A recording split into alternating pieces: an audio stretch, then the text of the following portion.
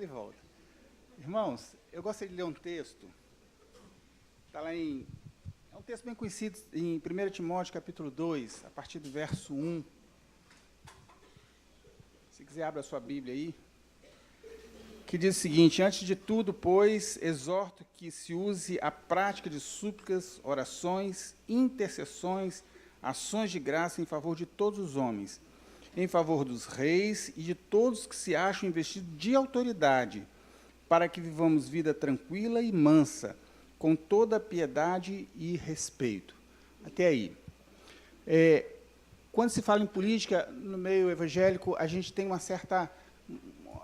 fica meio refratário esse assunto. Não gosto de mexer com política, política é uma coisa suja, e acho que crente não tem que se envolver com política, mas eu digo que você faz política quando você acorda, quando você deita. Se você deita num colchão, você está fazendo política, porque aquele colchão que você comprou, ele tem um imposto ali dentro e ele foi decidido politicamente. Você pagou por aquele colchão.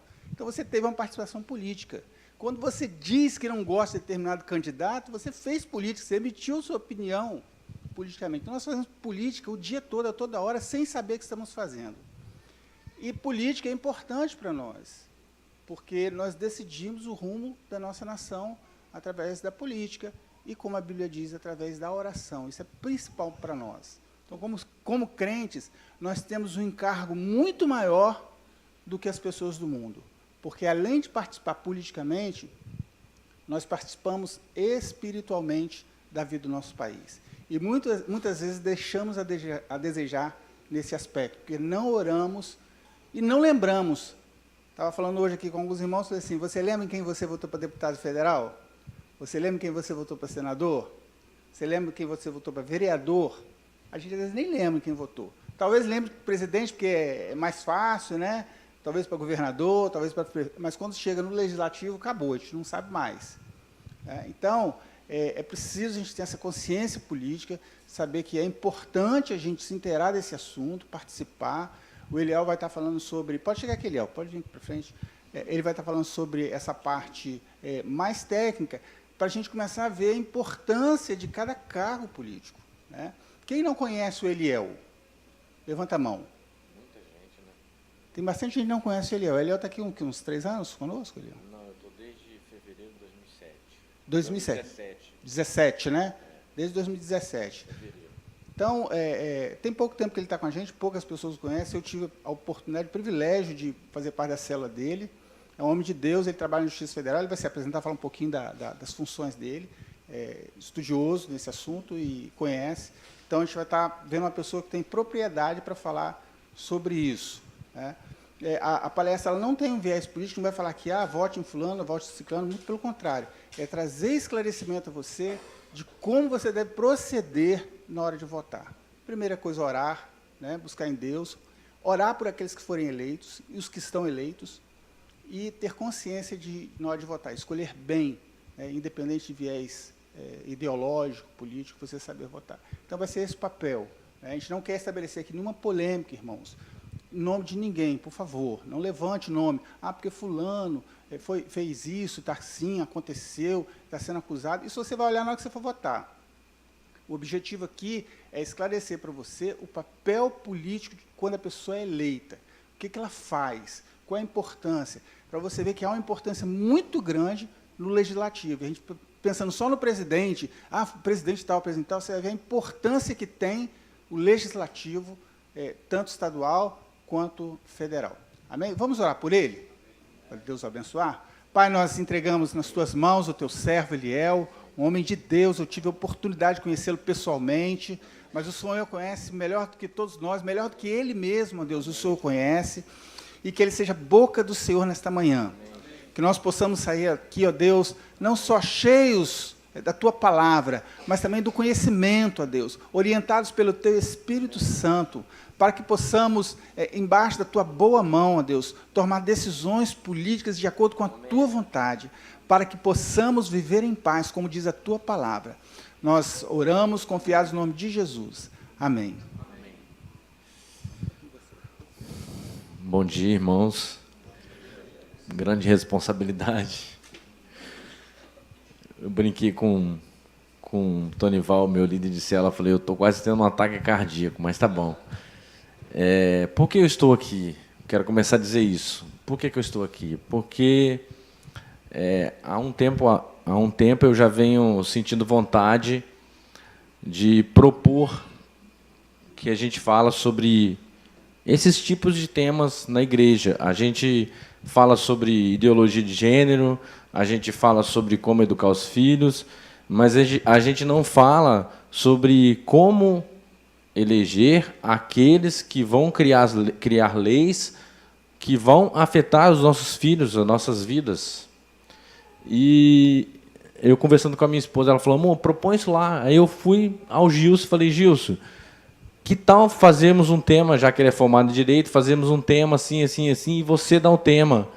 Você fala o tema aí, ele falou, não, vamos falar com o pastor Valteci. Aí descemos, falamos com o pastor Valteci falou assim, virou para mim e disse, se Deus tocou em você, é você que vai falar. Eu falei, Jesus. Bom, estou aqui. Como o Gilson falou, a minha intenção não é falar de política, de candidato A ou B, até porque eu não sou muito simpático a essa ideia de pessoas, principalmente pastores, se candidatarem a cargos. Não sou evangélico já desde que eu nasci, vim de uma igreja chamada Igreja Quadrangular, Evangélica Quadrangular, do Evangelho Quadrangular, e eu nunca concordei muito com essa parte de o pastor tal, o pastor fulano de tal vai se lançar candidato. Então, eu não vou entrar nesse assunto. Eu não quero dizer, olha, vota em fulano, vota em ciclano, ele é melhor, ele é pior. Cada um tem a sua opinião e, de acordo com a sua consciência, vai escolher no dia que deve escolher. Mas todos nós temos que escolher alguém. Em outubro, nós vamos escolher deputado federal, deputado estadual, governador, presidente, senador, que vão fazer leis que vão nos abençoar ou nos prejudicar. Mas talvez você pergunte assim, quem é esse alemão aí que está falando? Antes disso, cadê o Edson? Para tranquilizar, lembra, quem não sabe o meu nome, lembra do Bacalhau, passa na televisão. Bacalhau Site. Bacalhau Site. É só lembrar do Bacalhau que você vai saber meu nome. E não tem problema de errar, porque é um nome difícil, alemão mesmo é difícil. É um nome com 2 sobrenomes alemães, ele é o Kiefer Seit, mas escreve Seit, S-E-I-T-H. Então não se preocupe. Ô irmão Bacalhau, não tem problema não, pode chamar, tá bom? E ele ficou perguntando, Léo, qual o seu nome? Como é que é seu nome? Eu falei, cara, não se preocupa não, lembra do Bacalhau, eu falei com ele. Aí, enfim, quem eu sou? Eu estou na Igreja Evangélica Vida desde fevereiro de 2017. Gosto muito dessa igreja. Tive influência para vir para cá, influência assim, muito boa do Valério e da Patrícia, que eram da igreja que eu frequentava e estão aqui também já antes de mim. Começamos a frequentar eu e minha esposa em fevereiro. Em junho, nós fomos apresentados oficialmente como membros da igreja. Então, somos membros oficiais desde junho de 2017 na Igreja Evangélica Vida. E eu sou profissionalmente formado em Direito, formei em 2004, bacharel. Não sou advogado, porque eu não posso ser advogado devido ao cargo. Eu passei num concurso federal do Poder Judiciário, trabalho com juiz federal, todos os dias. Muitas ações que as pessoas entram, passam por mim, enfim. Eu trabalho com esse tipo de movimentando os processos, ajudando as pessoas no que eu posso. Eu sou o nome do meu cargo é o que eles chamam por aí de chefe de secretaria, escrivão. Já ouviu falar desse nome? O nome é diferente, chama diretor de secretaria, mas por aí para as pessoas entenderem, chama escrivão. É a pessoa que coordena qual processo vai para o juiz, qual processo não vai, como é que faz as intimações, enfim. É o que movimenta o seu processo quando você entra na justiça, somos nós. É isso. E o juiz faz o julgamento. Então, eu trabalho com ele desde 2007. Eu entrei na Justiça Federal em 2005, formei em 2004, tomei posse em 2005 e trabalho diretamente com o juiz federal desde... Alguém acompanhou um fato aí sobre a derrubada de um prédio no aeroporto de Vitória? Um prédio que estava mais alto e tal. Então, eu participei desse processo. Eu trabalhava com o juiz, eu trabalho até hoje com o juiz que mandou derrubar o prédio. Enfim, só para vocês saberem. Então, eu tenho já 2004, 14 anos, 14 anos ou mais, uns 15 anos de formado em Direito, sou bacharel, enfim, tenho pós-graduação, gosto muito de estudar sobre Direito.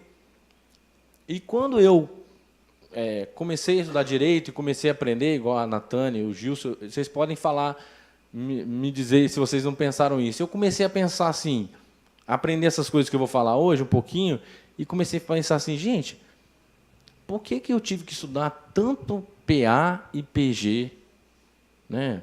Progressão aritmética e progressão geométrica? Por que eu tive que estudar tanto tabela periódica e nunca ninguém me disse que o deputado federal faz leis para mim e que eu tenho que aprender a votar nele? Que uma pessoa com 14 anos de idade pode contribuir para a Previdência para aposentar mais cedo? Que para ter direito ao benefício, eu tenho que contribuir para a Previdência. Que eu tenho os direitos de consumidor. Eu comecei a pensar nessa parte, eu não estou menosprezando as outras coisas, só que cada um tem que ir para um lado, penso eu. Se eu for estudar engenharia, eu vou estudar matemática a fundo. Se eu não for estudar engenharia, para que eu vou aprender PA e PG? Para mim, hoje, Iliel, isso não tem utilidade nenhuma. Eu não lembro mais nem... Eu só lembro os nomes, para falar a verdade. PA e PG, progressão aritmética e progressão geométrica. Então, eu sou partidário da ideia de que as escolas deveriam ensinar a cidadania para as crianças. Ensinar por que elas devem votar, em quem que elas estão votando, o que essas pessoas que elas estão votando fazem ou deveriam fazer. Mas as nossas escolas não fazem isso. Eu não sou da época do Edson, mas eu já vi muita gente falando sobre essa educação moral e cívica, né, que nas escolas ensinavam. Então, um dia eu tinha no meu coração essa ideia de que a igreja, não só a igreja, os organismos, as organizações sociais, como associações, como igrejas, enfim, os organismos organizados da sociedade deveriam discutir sobre isso. E debater, quando eu digo debater, é debater saudavelmente. Talvez eu tenha uma posição, o Roberto, né? O irmão ali tem uma posição diferente, mas a gente vai conversar e talvez eu convença ele, talvez ele me convença. A gente tem que conversar sobre isso, a gente tem que aprender sobre isso. É o que eu penso. Como que faz bem saber coisas, os meus direitos, por exemplo, como me faz bem isso? Como eu posso ajudar as pessoas e como eu posso me proteger sabendo os meus direitos? Então, a ideia hoje passar... Está pronto aí, Joaninha? Passar um pouquinho de como funciona o Brasil. Você sabe como funciona o Brasil? Você sabe como votam, como são eleitos os deputados? Eu voto no deputado Tonival. Mas ele é o eleito? Será? É isso que nós vamos descobrir hoje.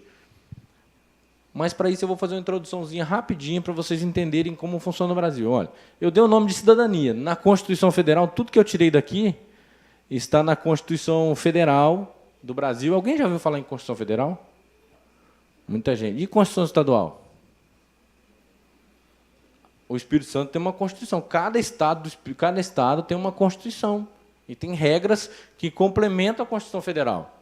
Elas não podem ser contra, mas elas podem complementar a Constituição Federal. Então, as atribuições do deputado estadual, por exemplo, estão na Constituição Federal do Espírito Santo. Do deputado estadual estão na Constituição Federal do Espírito Santo. Isso, do deputado estadual do Espírito Santo, gente. Do deputado do Espírito Santo está na Constituição do Espírito Santo, entendeu? Do deputado de Minas está na Constituição de Minas. Mas é tudo quase a mesma coisa, cópia uma da outra. O que eu quero que vocês entendam é que cada ente federativo que eu vou explicar tem um município de Serra, por exemplo, onde está escrito que a igreja não precisa pagar IPTU. Alguém falou uma coisa interessante. A lei orgânica do município da Serra, que é a Constituição do município da Serra, que é a certidão de nascimento do município da Serra. Onde está escrito os seus direitos e deveres como membro dessa igreja? No Estatuto da Igreja, que é a certidão de nascimento da Igreja Evangélica Vida. Quando foi criada, há 16 anos, 18 anos atrás, em 2000, a igreja, a primeira coisa que o pastor fez foi registrar no cartório de títulos de pessoas jurídicas o Estatuto da Igreja Evangélica Vida, para que todos soubessem que tem uma igreja, que aquela igreja existe. Então, município, aí nós já falamos de município, Estado e União, o Brasil tem uma Constituição, e nela estão os nossos direitos e deveres, e como são eleitos os nossos representantes, e o que eles devem fazer. Então, começando o nosso...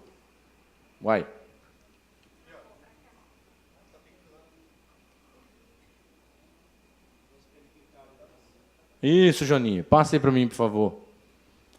Então, na Constituição o nome é Organização Política do Brasil.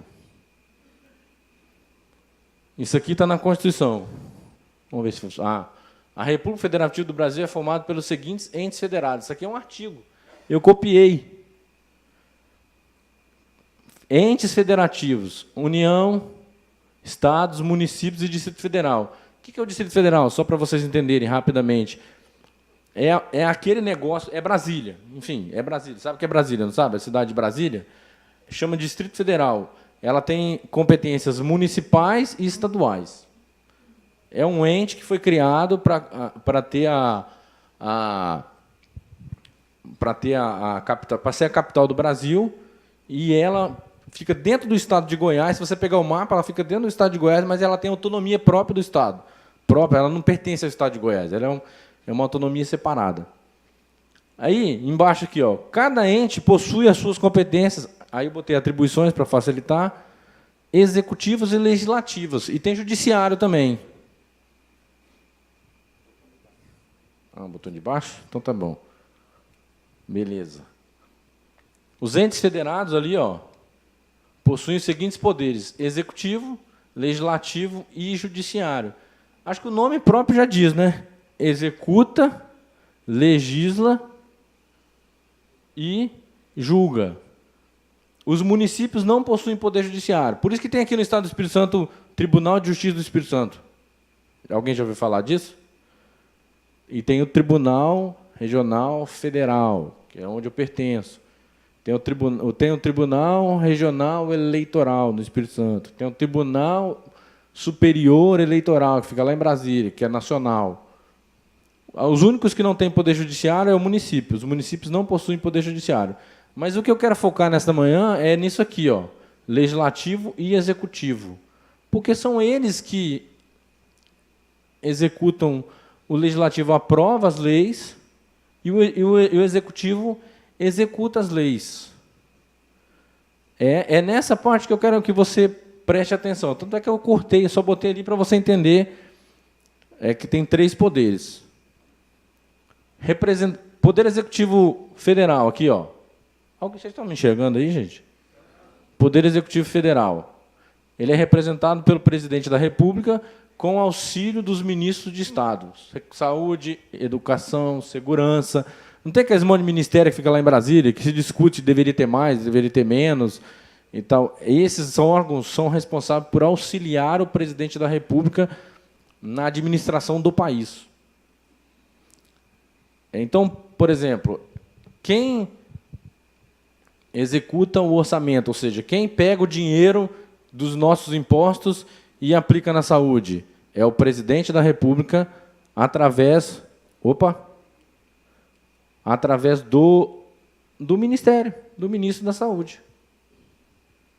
Quem pega o nosso imposto que nós pagamos e aplica na educação, faz escola e tal? O presidente da República através do Ministério da Educação.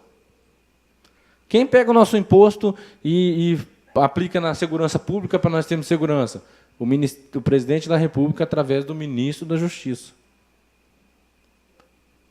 Então, o executivo, ele executa. É como... Eu vou pegar a igreja aqui, que talvez vocês tenham possam visualizar melhor. A igreja tem um presbitério, não tem? Quem aprova Quem aprova se vai comprar o terreno lá para construir a igreja ou não vai? O presbitério. Mas quem compra? Quem assina o cheque? Eu não sei se é, mas deveria ser o pastor Walterci ou o pastor Félix. Então, na igreja, o legislativo é o presbitério. E o executivo é o pastor Walterci e o pastor Félix, com os seus auxiliares. Entenderam? Até aí, alguém... A gente guarda as dúvidas, se tiver alguma coisa no final, a gente começa, só para a gente não perder tempo.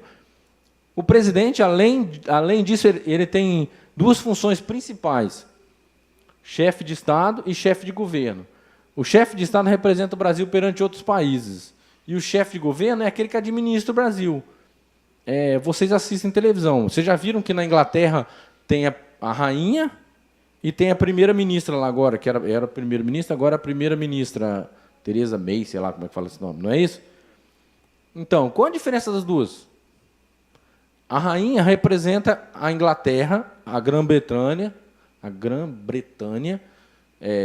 perante outros países. Então, quando ela vai a posse do presidente da Alemanha, quem que vai? Vai a rainha. Ela está representando o país dela lá na posse do presidente da Alemanha. Mas enquanto isso, a Theresa May está lá na Inglaterra administrando. Gasta dinheiro com isso, gasta dinheiro com aquilo, No Brasil, por que no Brasil não tem isso? Porque o presidente acumula as duas funções. Então, às vezes, a gente ouve assim, o presidente Temer, ou o presidente Lula, ou quem quer que seja, viajou para a cúpula da ONU. Ele está lá indo representar o Brasil lá. Ele está fazendo a função de chefe de Estado. Não, agora o presidente assinou a ordem de pagamento para construir a estrada tal. Chefe de governo. É difícil, eu sei que é difícil, gente, entender. Eu estou passando bem superficial, isso aqui é bem superficial, só para vocês terem uma noção. Quais as atribuições principais do presidente? Está aí, execução das leis e gestão orçamentária. Ou seja, fazer os pagamentos, aplicar o orçamento, os impostos, está aí. Esse é o principal. Sancionar, confirmar e fazer publicar as leis. Quando o Congresso aprova uma lei, quem manda publicar é ele. Ele diz se concorda ou não concorda e manda publicar. Celebrar tratados. Isso aqui é uma função de chefe de Estado. O Tratado Internacional dos Deficientes, por exemplo, que tem um tratado internacional que o Brasil assinou sobre os direitos dos portadores de necessidades especiais. Quem assinou esse tratado? O presidente. Presidente. Nomear e exonerar os ministros de Estado. Então, quem nomeia o ministro de Saúde, Educação? O presidente. A gente vê isso direto na televisão, né? Quem assiste jornal e tal, vê isso direto na televisão. Exercer com o auxílio dos ministros de Estado a direção superior da administração, que eu já falei. É ele que administra o país com o auxílio dos ministros. Agora eu vou passar bem rapidinho, que eu quero focar no final. Poder Executivo Estadual. É a mesma coisa, praticamente, do federal que nós falamos, com algumas diferenças, algumas peculiaridades direcionadas ao Estado, ao regional. Então, quem representa hoje o Estado do Espírito Santo? O governador Paulo Artung. Está aqui, o governador representante do governo. Quais as atribuições dele? Exercer com auxílio do secretário de Estado a direção superior da administração estadual. Então, quem nomeia o secretário de Segurança, secretário de Saúde, secretário de Educação, e quem comanda eles? O governador. Iniciar o processo legislativo na forma e nos casos previstos em lei. Tem alguns casos que ele pode propor leis. Por exemplo, de quem é a competência para propor lei que aumenta ou diminui ou cria cargos de servidores públicos do Estado do Espírito Santo? O governador. Se essa lei for proposta por um deputado, ela é o que a gente chama, ela é inconstitucional, ela está fora, ela está confrontando a Constituição, porque uma pessoa que não poderia propor, propôs. Só para vocês entenderem rapidamente. Quem pode propor uma lei para vender um imóvel, doar um imóvel do Estado? O governador. Enviar à Assembleia Legislativa o plano plurianual de investimentos. Isso aqui é complicadíssimo. A Natânia, na faculdade de contabilidade, passou um aperto com isso aqui. Isso aqui é o orçamento, gente. Aqui é quem vai... Eu vou gastar com o quê? Todo ano, o governador e o presidente e o prefeito, todos os anos, no final do ano, ele tem que fazer um levantamento e dizer mandar para a Assembleia, para a Câmara ou para o Congresso Nacional: olha, os deputados, eu vou gastar no ano que vem X reais com educação, X reais com saúde, X reais para construir estrada tal, X reais para fazer isso e aquilo. E aí, quem vai dizer se isso pode ou não é o Legislativo. Por isso que nós dizemos que o Legislativo nos representa o povo. Mas eu vou chegar lá. Nomear e exonerar, está ali os secretários. Organização municipal, a mesma coisa. Quem nomeia o município, o representado pelo prefeito, hoje Aldifas, né? Aldifas Barcelo. Qual a atribuição dele? Organizar os serviços públicos de interesse local. Então, a gente acha muitas vezes que o vereador é responsável por... Não, o vereador lá do meu bairro não faz nada. Rapaz, a rua está cheia de lixo, cheia de buraco, e ele não faz nada. O máximo que ele pode fazer é ir lá pedir o prefeito. A atribuição dele principal não é essa, gente. A atribuição dele, essa atribuição é do prefeito, organizar os serviços públicos de interesse local. Garantir o transporte público e a organização do trânsito, atender a comunidade, ouvindo suas reivindicações e anseios, pavimentar ruas, preservar e contribuir e construir espaços públicos como praças e parques. Quem é o responsável por fazer a manutenção do parque da cidade? O prefeito, através dos seus secretários. Ah, mas o vereador não faz... O Gilson ganhou para vereador, mas ele não faz nada. Mas essa não é a atribuição dele, gente. O máximo que ele faz é aprovar na Câmara o que eles chamam de monção lá, como se fosse um comunicado, um pedido, e manda para o prefeito. É o máximo que ele pode fazer. Ou então fazer o que acontece hoje, que aí acontece muito, fazer um conchavo com o prefeito para votar os projetos esdrúxulos dele para que ele atenda a população do bairro dele. É o que acontece muito, infelizmente. Mas essa não é a atribuição do vereador. A atribuição do prefeito é essa daqui. Essa é a atribuição do prefeito. A atribuição do vereador é fiscalizar se o seu dinheiro e o meu dinheiro está sendo aplicado no lugar certo, como manda a lei orçamentária, aprovada pela própria Câmara um ano antes. É isso. Diga, pastor.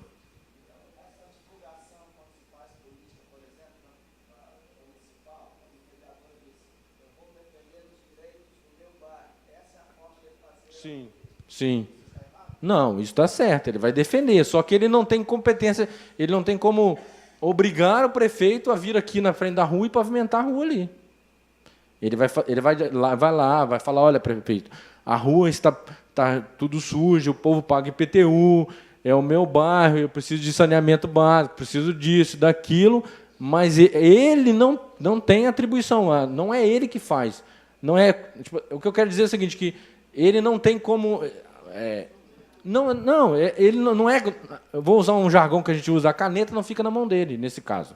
Quem manda nessa história, quem vai dizer se vai fazer a rua aqui da frente da igreja ou vai fazer a rua lateral, é o prefeito, não é ele, não é o vereador. Ele pode interceder. Ele pode... Oi?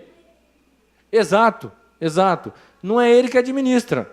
Não é ele que vai dizer... que vai pegar, assinar e mandar a máquina para sair e pavimentar. Não é ele vai pedir. Ele pode tirar do bolso. Eu já vi vereador tirar do bolso dele, contratar uma máquina, pavimentar a estrada, patrolar a estrada lá onde eu morava, em Marechal Floriano. Eu já vi vereador fazer isso. Mas não é a função dele. A função de patrolar as estradas do interior, de fazer a manutenção, é do prefeito e dos seus secretários. Diga, irmão.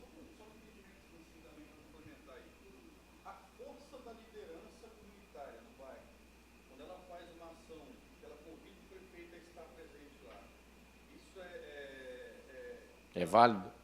Isso é válido? Por exemplo, para mostrar que o bairro necessita daquilo. Sim, Ela tá legal. sim, é uma manifestação popular. Quando a gente vê, por exemplo, não, teve um dia aí que eu estava indo para Marechal Floriano, aí eu tive que passar por dentro de Vitória, porque lá em Fio Rosa, por ali, os moradores botaram pneus na BR, botaram fogo e não deixaram ninguém passar. Era uma manifestação popular reivindicando determinada coisa.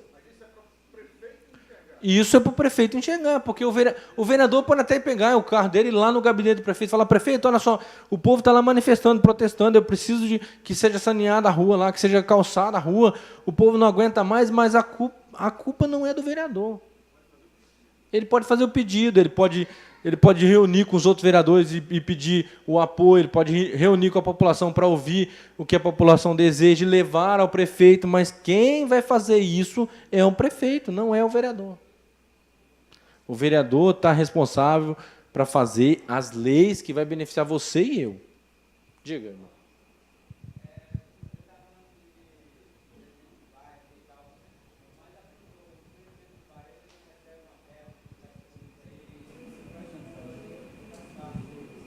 Que eu saiba, não. Não, porque é proibido isso. Por lei, isso é proibido. Se recebe, é fora. Por lei, isso aí é proibido.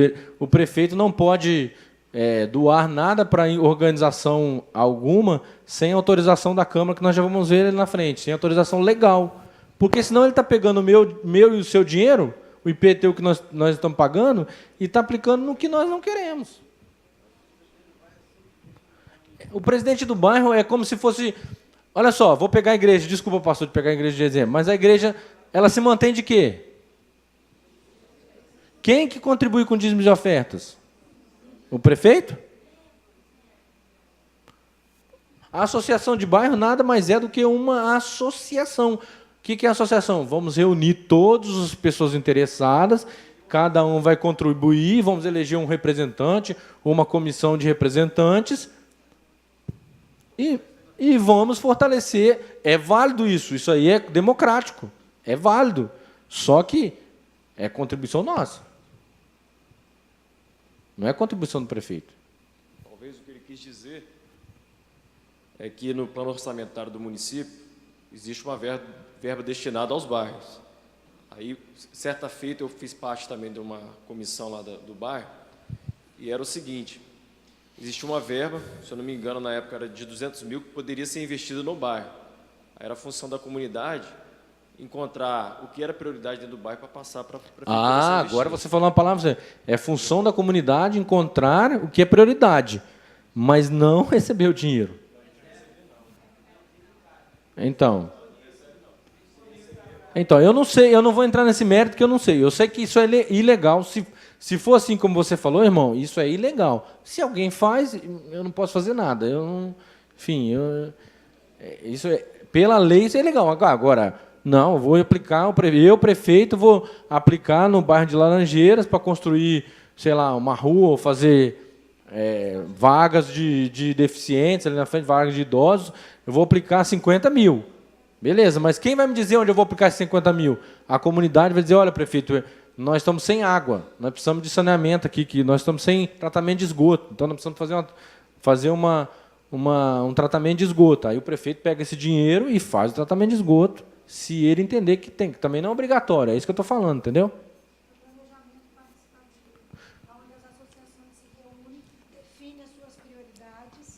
E aí, após a definição da prioridade, apresenta ao prefeito e, de acordo com a disponibilidade orçamentária do município, ele faz a redistribuição entre os bairros. Perfeito. Não vai dinheiro para o bairro, mas a comunidade define o que ela quer construído naquele ano, naquele período. Como é que você... orçamento participativo. Está aqui, ó. Participativo. O plano estadual, eu estou falando estadual, mas também tem nacional, pode ser municipal. Diretrizes orçamentárias, proposta de orçamento anual prevista nessa Constituição. Ou seja, a Constituição brasileira, estadual do Espírito Santo e a lei orgânica prevê a possibilidade da população participar e sugerir. O nome é sugerir. sugerir qual seria melhor, onde deveria melhor ser aplicado a verba tal, o imposto tal, o dinheiro tal. Orçamento participativo. Agora, mandar esse dinheiro para o... Eu desconheço. Legalmente, pela Constituição, isso é proibido. Isso é proibido. Mas vamos adiante. Já falei disso aqui, do Executivo. Agora nós vamos entrar... Tem mais algumas atribuições aqui, ó, zelar pelo meio ambiente, pela limpeza da cidade e de saneamento básico. Implementar e manter boas condições de funcionamento dos postos de saúde. Cara, mas o posto de saúde ali da UPA de Carapina não tem leito, não tem nada. De quem é a competência disso? Do prefeito junto com o secretário de saúde. Mas o vereador não está fazendo nada, mas o vereador não foi eleito para isso. E a gente confunde muito isso. Só um minutinho, mano. A gente confunde muito isso. A gente acha que o prefeito, o vereador, é eleito para ficar tomando conta da minha rua. E aí, ele fica tomando conta da rua aqui, enquanto isso, lá na Câmara está passando projeto de lei contra você e contra mim, e ele não pode votar porque a população está cobrando ele que ele faça a rua, que não é atribuição dele. Entende? Diga, irmão, desculpa.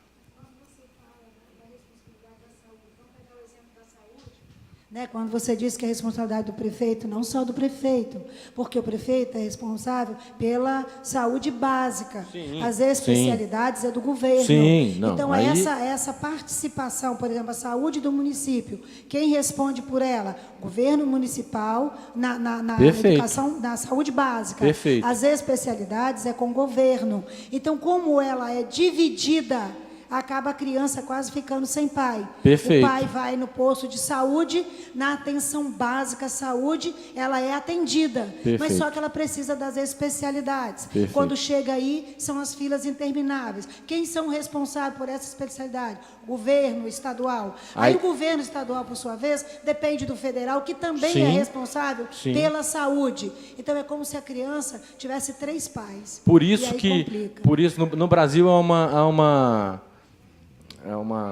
discussão, há um limbo aí que nessa parte aí. Eu trabalho na Justiça Federal. Nós recebemos inúmeras ações todos os dias de saúde, de pessoas que precisam. Eu já passei uma noite inteira acordado tentando transferir uma senhora, por exemplo, cumprir uma ordem judicial para transferir uma senhora que estava numa UPA e não conseguia para uma UTI. Então, assim, isso é muito comum. Por quê? Porque há uma discussão de quem é a competência. A lei diz que a competência é municipal, estadual e federal. Mas o federal, qual é a competência do federal? Qual a competência do estadual e do municipal? Do municipal já está pacífica, que é questões básicas. O estadual é um pouco mais, mas ainda não é bem claro isso. Isso é muito discutido. Por isso que muitas pessoas, muitos estudiosos, discutem que o Brasil deveria mudar a sua federalização, que chama. Hoje, a maioria dos impostos vai para Brasília. Eles defendem que deveria ser o contrário. A maioria ficar aqui e algumas atribuições que hoje é federal, como segurança, passar a ser do município. Começar município, Estado e depois União. E não União, Estado, depois município. Nos Estados Unidos é assim. Na Alemanha é assim. Diga, irmão. Eu queria saber, como você está dizendo que o prefeito não se vai com o outro, né? Porque cada um tem seu cargo, é assim? Ixi, você está falando de concordância, de ideologias? Não, estou falando assim, o prefeito não é o que faz tal tipo de coisa, tal trabalho. O outro que faz um tipo, como é que é? Sim, é isso aqui que eu estou falando, tudo é do prefeito. Até agora que eu estou falando, tudo é prefeito. Sim. Eu vou passar na parte do vereador agora há pouco para você. Tá. Então, cada um faz o seu papel. Segura um pouquinho aí, depois, se você continuar com dúvida, a gente volta no final, tá bom? Tá. Então, gente, só para a gente arrecadar, administrar e aplicar os impostos municipais da melhor forma. Competência do prefeito. Hoje.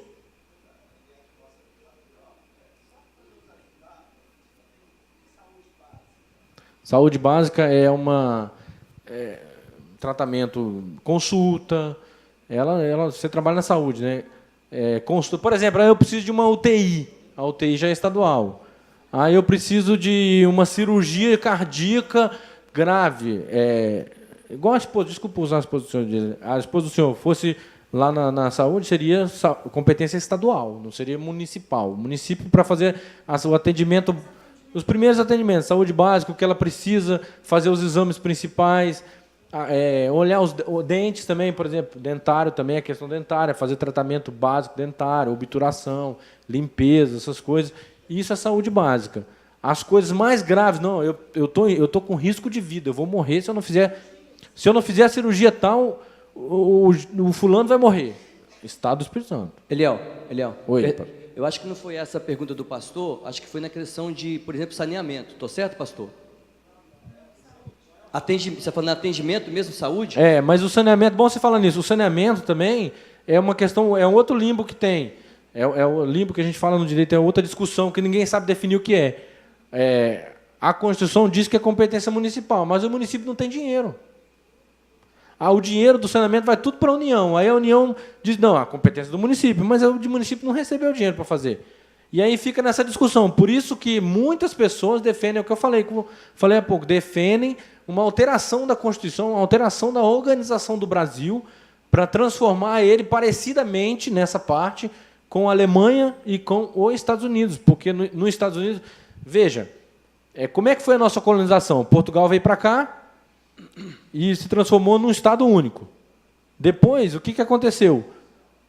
Eles começaram a criar estados, as capitanias hereditárias, criar estados e depois municípios. Então, a maior parte das competências do dinheiro ficou lá em cima. Os Estados Unidos foi o contrário. Os Estados Unidos, as 13 colônias criadas, vieram gente da Inglaterra, não sei de onde lá, os puritanos, os anglicanos e tal, e foram colonizar a Inglaterra. E chegaram lá, então cada um ficou uma vila do lado de lá, uma vila do lado de cá. E aí, depois, eles viram a necessidade de fazer, olha, agora, sozinho para resolver esse tema aqui, nós não conseguimos. Então, vamos nos unir? Aí, se uniram e criaram o Estado e depois a União. Por isso que nos Estados Unidos tem assim, um Estado tem pena de morte e o outro Estado não tem pena de morte. É como se Minas tivesse pena de morte e o Espírito Santo não tivesse. Porque cada um lá tem um código penal próprio. Então, a questão, só para você entender, a questão do saneamento básico envolve isso aí. Saber, o problema maior de definir a saúde, o problema maior da saúde hoje no Brasil e saneamento básico, não é o atendimento, é definir quem que tem que atender. Tá, só um momentinho. Então, vamos tratar aqui da seguinte maneira. Quando o pastor perguntou a respeito da saúde aí, saúde básica, no nosso município, por exemplo, tem atendimento, sim, nos postos de saúde que dá atenção. Tem. Por exemplo... Mas é precário, mas tem. Espera aí. Vou citar o meu caso. A Priscila, na geração do Heitor, ela fez todo o acompanhamento de 9 meses no posto de saúde. E o posto de saúde, a médica que a acompanhava, pedia muito mais exame do que o próprio médico particular. Isso por quê? Porque nós detectamos lá no início que seria uma gestação de risco. Há outro tipo de atenção à saúde básica. Dentista. Os meus filhos, eles vão ao dentista no atendimento público, lá no posto de saúde. Sim. E, é atendimento de primeira. Sim. Né? Agora, quando vai para a especialidade, entra em outras esferas, só para completar, entre outras esferas, que realmente a gente sabe que há uma complicação.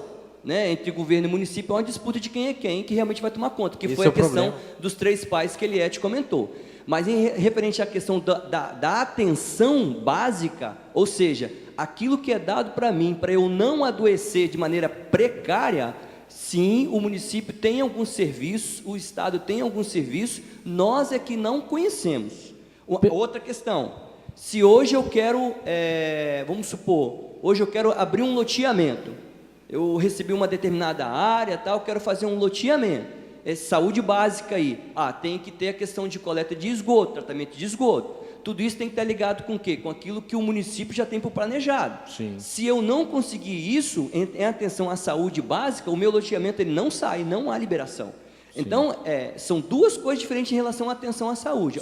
Uma coisa é o que eu faço para poder prevenir, para não ficar doente, e que o governo municipal ele tem sim alguns serviços, Onde está o nosso pecado? Em não conhecer e não ir atrás, né? Que achamos que aquilo que é privado é o melhor para nós. E o outro fato é, num caso, por exemplo, que o esgoto da minha rua estourou, a quem recorrer para poder, o esgoto estourou, precisa de fazer alguma coisa. Nós não temos essa iniciativa, nós não temos secretário a quem buscar. de obras. Isso aí. Não, deixa eu só responder ele. Edson, eu concordo com você. No geral, o nosso problema maior é o que a gente discute, igual você falou do jargão, né? Política, religião. A gente senta na roda aqui e discute por que o Neymar caiu tantas vezes na Copa do Mundo. Mas a gente não discute isso aí. A gente não aprende. Então, tipo assim, o brasileiro... Desculpa, gente, eu vou falar isso. Nós estamos atrasados porque nós nos furtamos de não discutir determinadas coisas.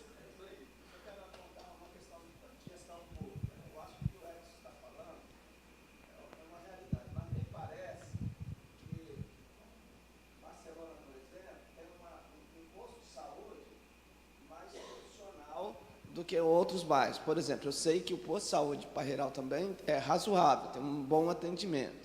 Agora, é péssimo? Está, né? Mas era bom, não é? Então, um atendimento, como eu já ouvi a Priscila falando que ela teve do Heitor, não sei, me parece que não é todo posto de saúde que dá uma assistência como essa. Aí a gente já está entrando em particularidade que a gente vai sumir se for falar sobre este assunto, vai mudar. Mas o que o Edson está colocando de fato, é a saúde básica do município, e é por isso que eu queria saber o que é a saúde básica, a gente não sabe mesmo. Sim. A gente só ouve dizer assim, não adianta depender do que é público, não vai conseguir, tem que ter um planinho de saúde, de dente e tal, que você não vai conseguir. A gente só ouve isso. Não, mas... tem muitos hospitais, desculpa interromper o senhor, tem muitos hospitais públicos hoje e postos que tratam melhor do que o plano de saúde.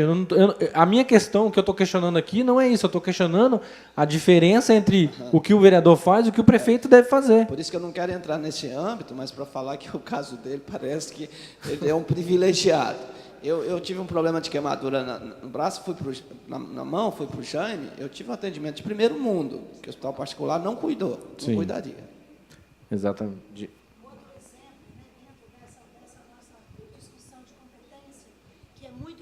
A gente falar, e eu vou citar exemplo aqui no estado do Espírito Santo, Serra. Por exemplo, a S010, rua, calçamento, asfalto, essas coisas todas. Essa é uma outra polêmica no meio dos poderes. A S010 é buraco lá de Nova Almeida até aqui, é uma coisa absurda. De quem é competência para cuidar da S010? De quem é competência? Aí vão em cima do prefeito. Então, a discussão é, qual é a competência da S010? Ela é estadual. Exato. Se ela é estadual, perfeito, a competência é do governo do estado. Sim. Só que o bairro, o município, tem a rua que passa dentro do seu município. E aí começam as negociações. O governo municipal diz, então, se está faltando dinheiro do governo federal, eu vou colocar X nesta obra. X nesta obra, o governo estadual coloca X. Aonde entra os vereadores, aonde entra os deputados estaduais, aí a importância da gente conhecer as competências, porque eu pego e elejo um deputado lá do norte do estado. Qual é o dia que ele vai olhar para S010? Nunca. Ele nem conhece. E aí a gente enche o peito, vota num cidadão que não tem nenhuma ligação com o seu município, não está perto para sentir a dor daquele que mora ali, e aí nós desconhecemos, e aí começamos a votar em pessoas, porque é meu amigo, conheci lá na minha infância, gente boa. Então, as competências, elas são compartilhadas, e é por isso que é importante essa discussão, para eu saber, eu vou votar no vereador, e aí nós voltamos na eleição. Eu vou votar no vereador, eu sou moradora de Laranjeiras, eu vou votar no vereador que reside em Laranjeiras, Serra Sede. Claro e evidente que a prioridade, os olhos dele, vai ser para qual bairro? Serra Sede. Serra Sede, ele é morador de lá. Então, eu preciso começar a olhar aquele que vai me representar de uma coisa que eu preciso. Pontual. A pracinha, não temos aqui a pracinha aqui atrás do Extrabom? Sim. A maior polêmica, a maior discussão do momento. Eu faço parte de um grupo da nossa rua e a gente está, assim, lutando com isso, porque aqui atrás do Extrabom nós temos vivido violências seríssimas. Existe uma discussão que a Associação de Moradores parece-me que é contra, alguma coisa assim. Não estou muito inteirada, nem tenho propriedade para falar. Mas, em síntese, trazer a polícia, um posto policial, alguma coisa de polícia, para ali. Só que a comunidade precisa definir isto. Só que de Agora, quem é competência para trazer a polícia? quem tem competência para trazer era a polícia municipal, O se é uma Estado. guarda municipal. Se for guarda municipal, é o município. Mas você sabia que se for a polícia estadual, é o Estado. É muito complexo. Mas você sabia que o guarda municipal ele não tem a atribuição de fazer segurança ostensiva? Sim, Constitucionalmente, sei. ele é proibido Não de fazer tem, isso. não tem. Ele é para tomar conta do trânsito. Isso. E está mudando todo esse foco, porque... Exatamente. Então, o que eu quero... volta lá, meu irmão. Fala você primeiro. Fala que eu vou responder.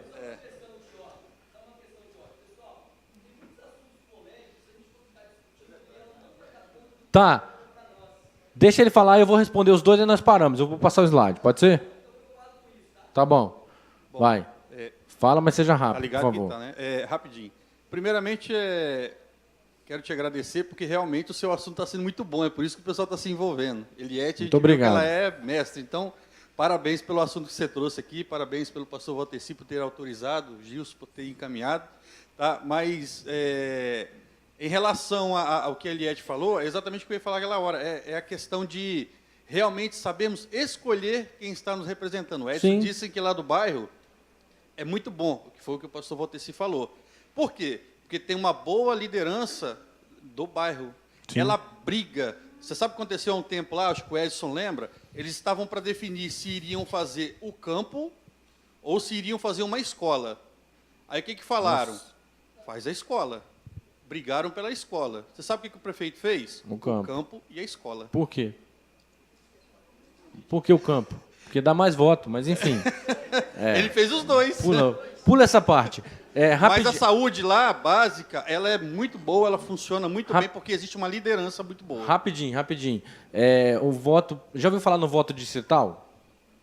O voto distrital é exatamente isso. Hoje a gente elege o vereador no âmbito do município.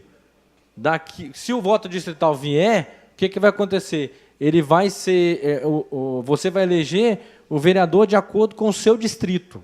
O vereador vai administrar o seu distrito. Mas, enfim, eu quero pular essa parte. E a questão da competência da sua praça lá, quem tem que trazer a polícia é o Estado. É por isso que os estudiosos defendem uma inversão. Ou seja, o município ficar com saúde, educação, segurança, com essa atribuição, e o dinheiro vir para cá. Porque o vereador e o prefeito estão mais perto. Mas, enfim. Vamos pular. Federal, estadual e municipal. Eu já vi que o municipal é melhor, então vou pular para o municipal. Ó. Senado Federal, já ouviu falar de senador? Câmara dos Deputados Federais. Eles que fazem as leis nacionais. A Assembleia Legislativa faz a lei estadual, Câmara de Vereadores faz as leis municipais. E aí nós vamos passar rapidamente. Congresso Nacional. São 89 senadores. E 513 deputados. A Câmara de Deputados, os 513 deputados, fazem as leis e os senadores ratificam ou não. Dizem que concordam ou não. Pulando rapidamente. Fala, pastor. Sim. É isso que eu vou explicar. Algumas atribuições, por exemplo, veto. É isso que eu ia falar. O veto, por exemplo, foi aprovada uma lei, passou pela Câmara Legislativa, passou pelo Senado, chegou no presidente, o presidente vetou, falou, não, essa lei está errada. Aí o Congresso Nacional, as duas reunidas, por que as duas? Porque as duas votaram inicialmente. Então, reúne as duas para dizer se o veto do presidente vai ser mantido ou não. Se ele não for mantido, eles derrubam o veto. Exemplo recente.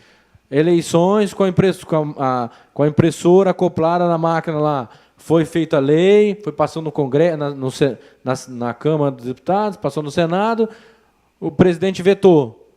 Voltou para o Congresso. O Congresso, não tem nada de veto, não, vai manter assim mesmo a lei. E aí o Senado. A mesa do Senado. Quem dirige o Congresso é o Senado. Cada Câmara, cada órgão tem a sua mesa, mas quando reúne, quem comanda é o presidente do Senado. Hoje, o Eunício de Oliveira lá. E o vice dele é o presidente da Câmara. Isso. Então, rapidamente, atribuições do Congresso Nacional, aprovar as leis que regem. Aí eu botei geral, gente, tem essa diferença que o pastor falou, mas eu botei geral porque a minha ideia era aguçar a curiosidade de vocês. Só isso. Era mostrar que existe uma coisa muito importante para a gente discutir e que a igreja tem que se envolver nisso. A igreja... Olha, eu vi um deputado, o Marcos Feliciano, falando que nós somos 30 milhões de evangélicos no Brasil. A última eleição, a Dilma ganhou com 52, eu acho, milhões. Ou seja, mais da metade do que ela teve de votos somos nós. Nós, como eleitores, podemos mudar o Brasil, não só através da oração. Às vezes eu fico olhando, a gente ora, mas depois, desculpa, vou falar, mas depois vota num deputado que tem um posicionamento a favor do aborto, por exemplo. Então, não é só orar. Tá bom? É só para a gente aguçar a curiosidade. Vamos lá, vamos pular aqui. Leis, julgar anualmente as contas do presidente da República, tá vendo? É outra tarefa, pastor, do Congresso. Todo ano o presidente tem que mandar para o Congresso um relatório dizendo, olha, eu gastei em tal coisa, eu gastei isso em tal coisa. E aí o Congresso aprova ou não, julgar ou não as contas do presidente da República e apreciar os relatórios sobre a execução do plano de governo. Se ele cumpriu o que foi planejado anteriormente, foi aprovado, porque isso é feito por uma lei. Se vai botar segurança ali, tem uma lei para dizer isso. Não, estou falando das duas casas juntas. Isso aqui é Congresso Nacional. A casa separada é Senado e Câmara Legislativa. Eu fiz um geral para a gente só aguçar a curiosidade. Tá bom? Mas julgar anualmente as contas, tanto municipal como estadual, também as contas. Sim, isso aqui eu estou falando a nível federal. O estadual é a mesma coisa. E municipal também. Tá bom?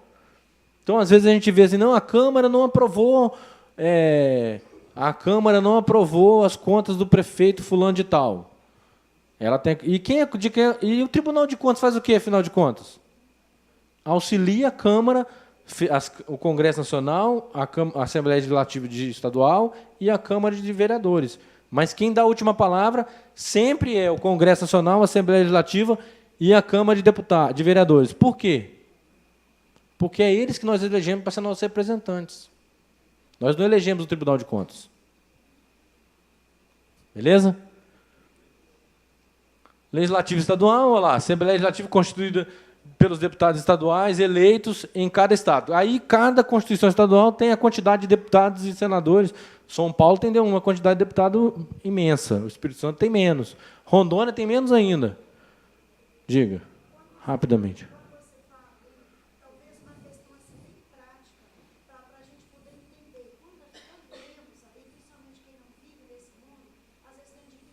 Isso. Então, quando você fala da questão das leis, eu posso falar de uma parte prática, como é que se faz uma lei? Uma lei, é muito fácil a gente dizer assim, por que o vereador não faz uma lei? Por que fulano não faz uma lei que vai trazer benefício? Isso é tão fácil, mas fazer uma lei tem um processo muito complexo para fazer e que nos leva a entender a importância de nós termos bons gestores, nós temos bons representantes lá, até que entenda do processo. Nós elegemos, às vezes, pessoas que têm dificuldade na leitura, nós elegemos pessoas que não conhecem o que é um estatuto, que não conhecem o que é a lei, e é por isso que, às vezes, nós não temos boas leis. Então, para você fazer uma lei, é um processo. Ele nasce de um projeto, né, para a pessoa entender o que é isso. Posso? Pode. Pensa num projeto técnico, bacana, legal. E ele é apresentado ou na Câmara Municipal, ou na Assembleia Legislativa, ou no Federal também. E lá, os demais deputados, vamos pegar a nossa Assembleia, os demais deputados analisam aquela lei. E ali tem todas as diretorias, né? Tem o pessoal todo da lei, que entende, que estuda, procuradoria, etc, etc, e vai passando. E chega onde você falou, é inconstitucional. Chegou lá a entender que é inconstitucional. Pegou, parou, não vai à frente. Não tem possibilidade, aí começa o trabalho. É aí que começa o trabalho da aprovação de uma lei. Eu vou citar alguns exemplos. Eu tenho uma lei para impostos, que é financeiro. Aí depende de cada deputado. Eu apresento essa lei, fulano, é uma lei boa, analisa aqui, Beltrano, é uma lei boa. E aí começa a apresentação e o trabalho que dá para aprovar esta lei. Sim. Conseguiu aprovar, os demais vereadores fecharam ali, concordaram que aquela lei é boa, e isso leva tempo, às vezes leva anos para aprovar uma lei, até que os deputados concordem que aquela lei é perfeita, vai para o governo. Sim. Chega no governo, ele veta. Não dá, que vocês estão propondo, o orçamento não cabe, volta aquela lei para um novo processo. Então, qual é a proposta do governo? Não, assim eu não vou aprovar. Então, vamos reduzir. Então, tira isso, tira aquilo outro. Volta para uma nova discussão. É uma negociação. Isto. Aí voltou de novo, vai ser novamente colocado pela apreciação, se altera. Alterou, manda de novo. Isso leva um ano. Leva tempo. Aí, leva tempo. O Código Civil levou 20 anos para ser aprovado. Levou 20 anos e às vezes não é aprovado. Outra coisa, quando um deputado, um vereador, né, ou um deputado federal entende de lei, ele descobre na Constituição municipal, ora estadual, ora federal, erros de digitação que atrapalham a vida do cidadão. E aí, quando ele gosta, ele conhece, ele sabe, ele pega aquela Constituição, acerta aquela lei que transforma em benefício para a população. Por isso que é importante elegermos pessoas que detêm conhecimentos importantes para fazer as leis. Nós não podemos eleger qualquer pessoa, porque são leis que interferem diretamente na minha vida e na sua vida. Sim, deixa eu correr agora. Isso aqui eu vou pular o resto, e mais atrás eu vou pular também, mas isso aqui eu preciso falar. Sistemas eleitorais, majoritário e proporcional. É considerado eleito o presidente que obtivesse mais de 50% dos votos válidos. O pastor Valteci se candidatou. Eu não concordo, mas ele se candidatou. Ele vai ser eleito se ele ganhar, tiver mais de 50% dos votos do município. Depende para que ele se candidatou. Se ele se candidatar para prefeito, mais de 50% ele vai ser eleito.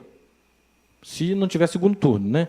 Enfim, ser eleito. Se ele é vereador, depende. Ele pode ter tido todos os votos, 90% dos votos do município e não ser eleito. Eu vou explicar por quê. É essa daqui, ó, proporcional. Serão considerados eleitos os candidatos mais bem votados do partido ao qual pertence, dependendo da quantidade de vagas no parlamento que o partido, ou na Câmara, né, que o partido tiver. Isso aqui é aplicado para deputado federal, estadual e vereador. O de cima é aplicado para presidente, senador, governador e prefeito. E eu vou passar rapidamente. Isso aqui eu preciso falar. Tem umas correntes por aí dizendo assim, não, vamos todo mundo votar em branco, que se mais de 50% votar em branco, vai ter que arrumar outro candidato. Mentira. O voto em branco é como se você não tivesse ido lá na urna. Não serve para nada. O voto nulo não serve para nada. Se 90% votar em nulo, os 10% vão eleger. Ponto final. Não tem discussão. Isso está na Constituição e no Código Eleitoral. Tem até se você procurar lá, bota lá no Google assim, voto em branco, vale para alguma coisa, tem um monte de reportagem do TRE, do TSE, do que você quiser explicando isso. Não vale de nada, gente. Por isso que eu estou falando, é uma opção, eu falo sempre, nós temos todas as opções, mas uma nós não temos, que é não votar.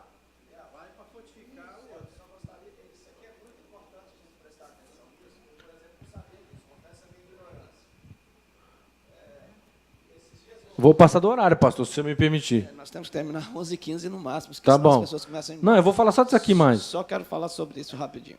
Outro dia uma pessoa veio me falar sobre isso. Nós, evangélicos, nos entristecemos, nos aborrecemos e na ocasião escolhemos maus, depois não queremos ir, como agora, por exemplo. A própria presença aqui reflete Sim. o interesse dos evangélicos da nossa igreja com respeito ao assunto. Mas se fosse chamar também o bairro, talvez o número, mesma coisa. A tristeza e o desinteresse pelo assunto. Uma pessoa falando comigo, uma pessoa pública, dizendo assim, mas quem é do movimento LGBT, quem é do movimento comunista, quem é do movimento tal, eles se juntam e eles vão lá e eles elegem o candidato deles. Sim. Então, nós nos omitimos, Sim. não procuramos conhecer, não fazemos o nosso voto, e eles vão lá e colocam essas pessoas que estão mudando Sim. todos os conceitos de família e tudo mais, e nós estamos Sim. desenvolvendo. Aí eu vou usar um texto da Bíblia, Tiago, que diz oração, fé sem ação é ilusão. Nossa, é morta. Nós oramos, nós viemos na vigília, nós fazemos isso e aquilo, e no dia do voto nós não vamos votar. O que adianta, gente? Irmã, eu estou correndo, senão eu não consigo falar. Depois.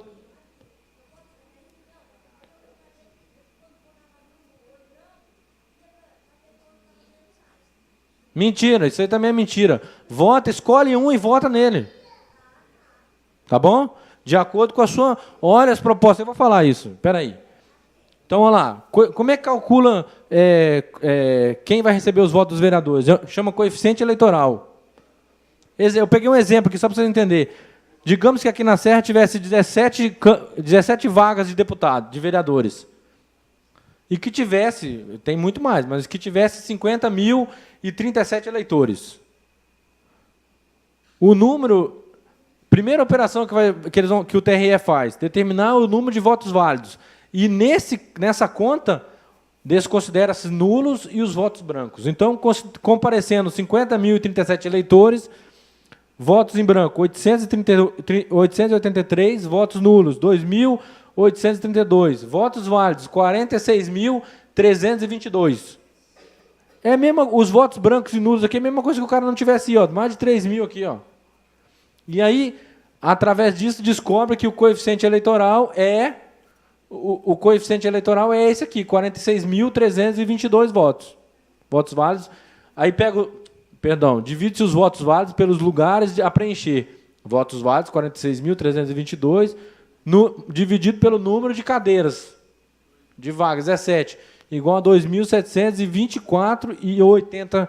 Esse é o coeficiente eleitoral. Então, a cada 2.724,80 que o partido Igreja Evangélica e é Vida tiver, cada vez que ela tiver 2.700, ganha direito a uma cadeira de vereador lá na Câmara. Então, se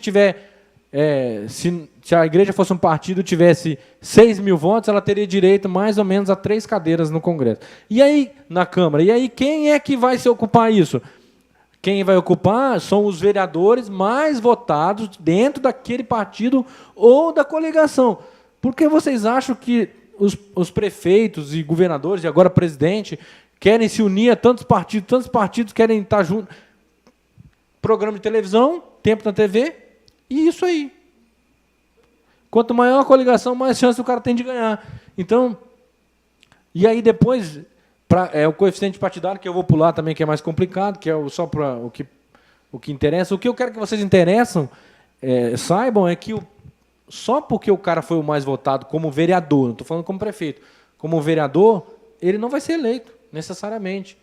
Há muito tempo atrás, eu lembro do José Carlos de Fonseca Júnior, que era um deputado aqui, candidato, ele teve mais de 100.000 votos e não foi eleito. E um cara com 40 foi. Vou citar nomes. Por que vocês acham que o Tiririca se candidata? Diz que não vai se candidatar, vai se candidatar de novo. Porque ele, na eleição passada, ele levou 6 com ele por causa disso aqui. Nós temos deputados com 10.000 votos. Isso. 50.000 votos que nós... Exatamente. Então, é isso que eu quero que vocês entendam. Que o fato de você estar votando no Tonival não significa que ele vai ser eleito para vereador, dependendo da coligação. Vai depender da coligação e do partido dele. Eu defendo a ideia de que o Brasil deveria mudar. Ou bota só o vereador, não, eu vou votar nele e ele vai ser eleito. Ou então põe a cara do partido lá, é o partido PP, o partido PR, o partido PSDB. E aí a gente vota no partido. Eu sei que o Tonival é do PSDB, por exemplo. eu voto no PSDB, porque eu quero eleger ele. Porque isso confunde a população não entende isso. Nunca entendeu isso. Então, só para vocês entenderem. E aí, agora vamos falar como escolher um bom candidato. Já estou encerrando, gente, que eu vou acabar com esse negócio. Postura ética. Nós temos que pesquisar como é que é a postura do candidato. Ele é ético? Ou ele aceita te dar um saco de cimento para você votar nele? Botijão de gás. Porque, cara, não é só o eleitor que corrompe a população, que corrompe o vereador, não. Isso é compra de voto, hein? Isso aí é compra de voto, isso é corrupção. Isso é ilegal perante a lei e ilegal perante Deus. Isso é corrupção. Não é só o vereador que fala assim, não, vota em mim que eu te dou um saco de cimento, eu te dou cirurgia, eu te dou... É nós também. Não, se você votar em mim, eu vou te dar tal coisa. Se você me der tal coisa, eu voto em você. Nós também fazemos. Então, isso... Qual é a sua postura? Qual é a postura ética? Apareceu uma multa rapidamente, uma multa de 2003 na minha carteira, e eu fiquei 2 meses suspenso. Eu não peguei o carro nem um dia. A minha esposa está de prova. Ela dirigia o tempo todo quando eu precisava. Eu fui fazer o curso de reciclagem e tinha gente lá dirigindo e se dizendo cristão que ia de carro e de moto para o curso de reciclagem. E eu virei para o cara e falei assim, é por isso que o Brasil está desse jeito. Falei, você não pode reclamar dos corruptos que estão roubando lá em Brasília. Porque você é igual a eles. A gente erra. Eu não estou dizendo que eu sou santo, ou que nós somos santos, ou que devemos ser santos. Não é isso que eu estou falando. Eu estou falando que nós devemos tentar, o máximo que nós podemos, nos pautar pela ética. Porque, a partir do momento que nós formos éticos, nós também vamos exigir representantes éticos. Entenderam? Então, pesquise a pessoa que você vai votar.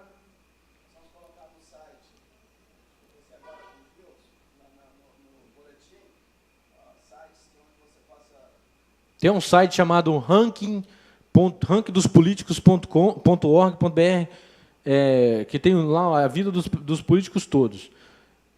Situação dele na justiça. Ele está respondendo processo? E aí, você tem que fazer um filtro. Qual é o tipo de processo que ele está recebendo, que ele está respondendo? Porque todo mundo recebeu. Eu já respondi processo. Uma advogada me denunciou lá na OAB, sem eu ter culpa. Eu respondi o processo, respondi a defesa e pronto. Todo mundo responde. Mas, espera lá, ele está respondendo o processo por quê? Por indenização moral? Porque talvez ele falou alguma coisa que não devia e feriu o Edson e o Edson entrou com ação contra ele. Ou porque ele roubou, porque ele desviou dinheiro, ou porque ele está suspeito de fazer outra coisa. Aí você tem que fazer esse filtro. Histórica de mau uso do dinheiro público ou outras práticas legais. Gente, quantos prefeitos tem aí que são eleitos anos após anos, e nós sabemos, todo mundo sabe que o cara desvia dinheiro, que o cara é isso e tal. Está aqui, gente. Aí a culpa é do prefeito, não, a culpa é de você e mim, e é minha que votou nele. Exato. Pesquise o histórico político. Ocupa... opa, pulou lá. Se ocupa ou já ocupou algum cargo público. Mesma coisa. Descobriu como ele desempenhou a função anterior. Projetos que propôs. Conhecer o passado do partido do qual ele é filiado. Isso aqui é importante, porque o partido... Se o partido for um partido que o pessoal fala aí de esquerda, ele apoia determinadas coisas. Se ele for partido de direita, ele apoia determinadas coisas. E você tem que saber, não só o que o deputado, ou o candidato, mas o que o partido apoia, porque ele está vinculado ao partido. A lei diz que o mandato dele é do partido, não é dele. Então, ele tem que obedecer ao partido. Então, você tem que olhar isso também. A análise conjunta das ideias do partido dele, que eu já falei. Ele apoia o aborto, ele apoia a liberação das drogas, ele apoia não sei o quê. O que é que ele apoia? Eu estou dizendo para alguns colegas que eu falo que esse ano nós temos que esquecer projetos. Qual é o projeto que o Gilson vai propor? Não me interessa. Me interessa, Gilson, no que você acredita.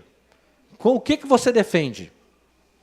É isso que eu acho que nessa eleição, para mim, é o meu critério de voto. Esse ano vai ser esse. O que o fulano defende? Não é o projeto. Porque projeto... que programa ele tem para a cidade? Pesquisa a legenda de algum... Se tem algum histórico de corrupção, ou seja, a legenda do partido dele. Enfim, vamos pular isso aqui e acabar. E aí, Busque afinidade de pensamento, é o que eu já falei. Ele é a favor do aborto, então eu estou fora. Ele não é a favor do aborto, então podemos pensar. Podemos pensar. E agora, para finalizar, Joninha, Felipe, solta aí para mim dois videozinhos rápidos e aí acabou. Que fala sobre direita e esquerda. Tem duas caras de dois políticos aí, mas não foi eu que botei, tá, gente? É o do vídeo, não tenho como tirar. Eu não queria nem botar foto de ninguém. Porque, para mim, era difícil falar sobre direita e esquerda, que isso é muito... Opa, desculpa. Isso é muito complicado. Moçada, muita gente continua discutindo política como se fosse nos anos 80. Fica aquela polarização infantil entre direita capitalista e esquerda socialista. Ao contrário, professor, ao contrário. Ah, entendi, por causa da imagem espelhada, né? Direita, esquerda, direita. Bom, essas velhas bandeiras deixam a conversa pobre, sem graça e fora do tempo. Hoje, falar de política pra valer é discutir como gastar bem o dinheiro do contribuinte. Afinal, pessoas e empresas pagam impostos. E o Estado tem que utilizar esses recursos de forma inteligente.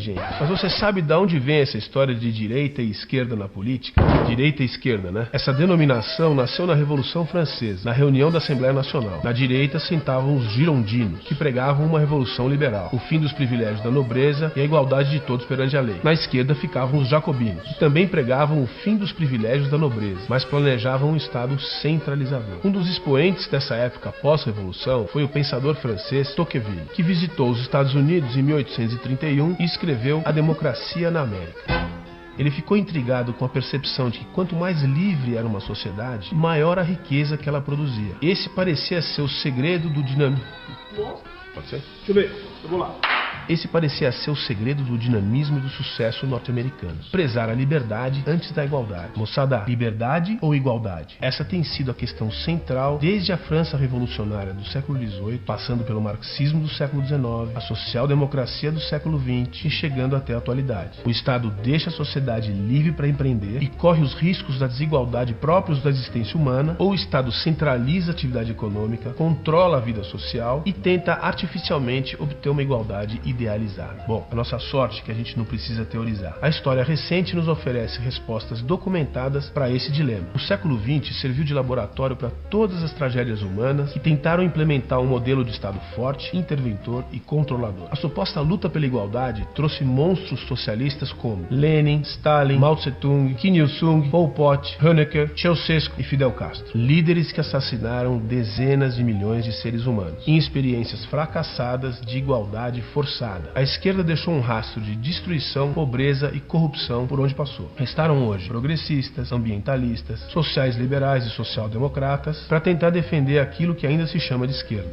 Já os capitalistas, liberais, neoliberais, monarquistas, conservadores e econômico-libertários ficaram com a denominação do que é a direita nos regimes democráticos. Direita. Mas a verdade é que os rótulos de direita e esquerda são muito limitados para discutir a política do século XXI. Hoje, o fundamental para entender política é perceber a dimensão do governo e a sua interferência na sociedade. Quanto imposto a gente tem que pagar? Que serviços o Estado deve prestar? O poder público está gastando bem o nosso dinheiro?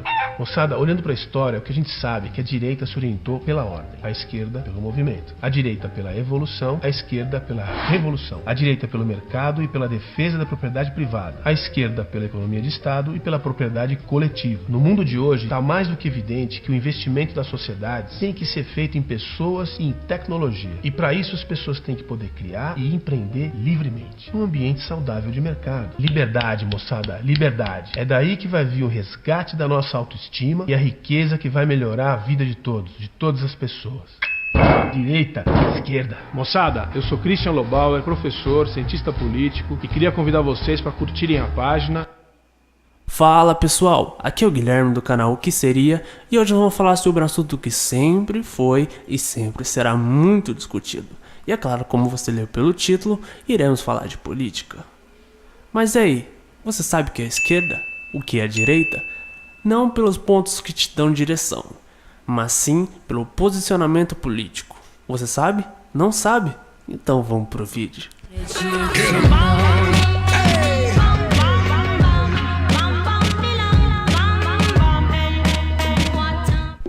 80% dos brasileiros não sabe o que é esquerda e o que é direita.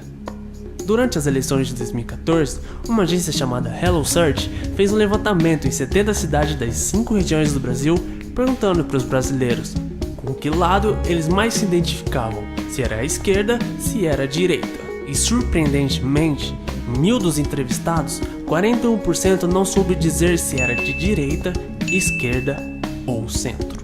As classificações são feitas dessa maneira: extrema esquerda, esquerda, centro-esquerda, centro, centro-direita, direita e extrema direita. As ideologias esquerda e direita foram criadas durante as Assembleias Francesas do século XVIII. Nessa época, a burguesia procurava, com o apoio da população mais pobre, diminuir os poderes da nobreza e do clero. Era a primeira fase da Revolução Francesa. No Brasil, essa divisão se fortaleceu no regime militar, onde quem apoiou os militares era considerado de direita e quem defendia o regime socialista de esquerda. Com o tempo, outras divisões apareceram dentro de cada dessas ideologias. Hoje, os partidos de direita abrangem conservadores, democratas cristãos, liberais e nacionalistas.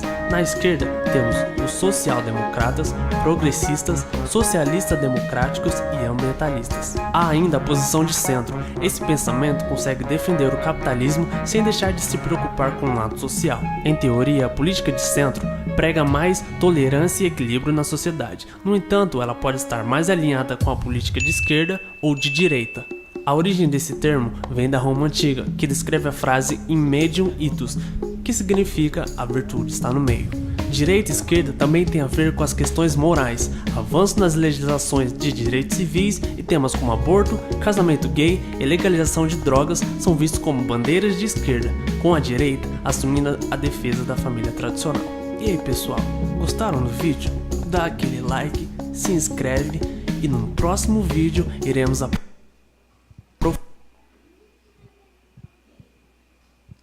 Bom, irmãos, o assunto é extenso, vasto, tinha muita coisa para a gente falar aqui, né? Se a gente fosse ficar aqui, ia ficar o dia todo, sem almoço, virava a noite, não dá para a gente falar tudo. Mas o mais importante é a gente saber que os políticos que estão lá, eles não vieram de Marte.